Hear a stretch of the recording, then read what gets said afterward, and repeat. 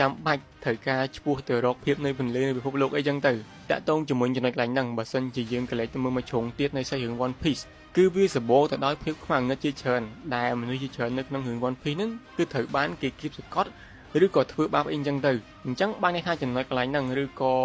របស់ទាំងអស់ហ្នឹងគឺប្រកាសជាត្រូវការភាពនៃពន្លឺបានន័យថាពួកគេត្រូវការជាមួយនឹងអ្នកដឹកនាំដើម្បីឲ្យពួកគេហ្នឹងឈ្មោះទៅរកភាពជោគជ័យឬក៏ឈ្មោះទៅរកភាពនៃពន្លឺអញ្ចឹងទៅតាក់ទងជាមួយនឹង Petro ហើយក៏ដូចជា Kosuke Toki ដែលជាប្រពន្ធរបស់ Oden ហ្នឹងគឺគាត់បាននិយាយថានៅថ្ងៃណាមួយមនុស្សម្នាក់ហ្នឹងនឹងមកជួយ Wano ហើយនឹងនាំយកជាមួយនឹងភាពនៃពន្លឺហ្នឹងឲ្យប្រទេស Wano ទាំងមូលអញ្ចឹងចំណុចទាំងអស់ហ្នឹងឯងគឺជាចំណុចដែលតាក់ទងទៅជាមួយនឹងពាក្យ Dawn ហើយតាក់ទងជាមួយចំណុចទី2នៅក្នុងអត្ថន័យអក្សរ D ហ្នឹងគឺគេសំដៅទៅលើ Devil បានន័យថា D stand for Devil បែរហើយបិសាចហើយមូលហេតុអីបានជា D stand for Devil បើសិនជាយើងចាំពីចំណុចហ្នឹងច្បាស់ណាស់គឺយើងនឹងនឹកឃើញទៅដល់ពាក្យមួយបានន័យថា D is the enemy of God អញ្ចឹង enemy of God ប្រកាសជាពពួកបិសាចទេត្រូវអត់អញ្ចឹងពពួកបិសាចហ្នឹងគឺ Devil ហ្នឹងឯងបើសិនជាយើងកលេចទៅមើលជាមួយនឹងសាច់រឿងយើងវិញនៅពេលដែលឡ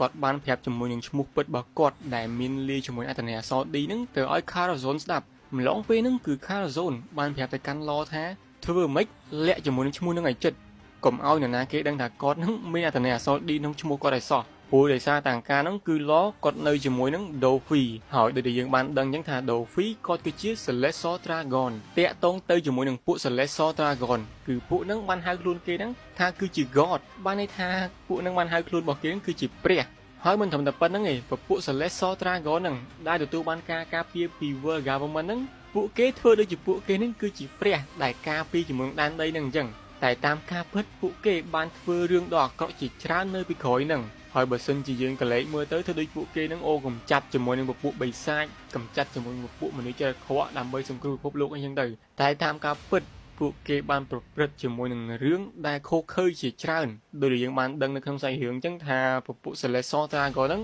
អាក្រក់ដល់កម្រិតណាហើយដូចជាថ្មីហ្នឹងក៏យើងបានដឹងអំពីរឿងរ៉ាវដែលតាក់ទងជាមួយនឹង Kuma ផងដែរថាពួកហ្នឹងបានធ្វើអ្វីខ្លះទៅលើ Kuma ដែលបើយើងស្ដាប់ពីសាច់រឿងតួអង្គដែលទទួលបានការធ្វើបាបខ្លាំងជាងគេខ្ញុំគិតថា Kuma ហ្នឹងហើយតាក់ទងជាមួយនឹងពាក្យ Devil ហ្នឹងខ្ញុំគិតថាអ្នកទាំងអស់គ្នាប្រកាសជាអត់ចាប់អារម្មណ៍ឬក៏ភ្លេចជាមួយចំណុចកន្លែងហ្នឹងនៅក្នុង Anime One Piece episode ទី3ពេលហ្នឹង Zoro គាត់បានសួរទៅកាន់ Luffy ថាតើគាត់ហ្នឹងគឺជា Devil Son មែនបានន័យថា Luffy ហ្នឹងគាត់គឺជាកូនបិសាចមែនអញ្ចឹងចំណុចកន្លែងហ្នឹងក៏ជាចំណុចទូចតែអាចឲ្យយើងដឹងថា D ហ្នឹងគឺជា the enemy of God បានន័យថាសត្រូវរបស់ព្រះតាំងពីកំណើតមកហ្មងហើយបើតាមស្ដាប់មើលទៅក៏ដូចជាយើងធ្លាប់បានមើលជាមួយនឹង Anime One Piece ដែលអាចឲ្យយើងដឹងបានថា God នៅក្នុងរឿង One Piece ហ្នឹងប្រៀបដូចជាមនុស្សអាក្រក់អញ្ចឹងហើយ Devil នៅក្នុងរឿង One Piece ហ្នឹងទៅជាមនុស្សល្អទៅវិញលក្ខណៈថាវាផ្ទុយគ្នាដែលអត្ថន័យកន្លែងហ្នឹងគឺវាបដូចទៅជាមួយនឹងបិសាចមួយដែលមានឈ្មោះថា Lucifer តាក់ទងជាមួយនឹងបិសាចហ្នឹងក៏ខ្ញុំអត់សូវដឹងច្បាស់ប្រហែលដែរគ្រាន់តែដឹងថាដោយបិសាច Lucifer គឺវាមានតំណងទៅជាមួយនឹងសាសនាសាតាំងឯណាណីគេទេចំណុចហ្នឹងក៏ខ្ញុំអត់ដឹងច្បាស់ដែរគ្រាន់តែគេបញ្ជាក់ប្រាប់ថា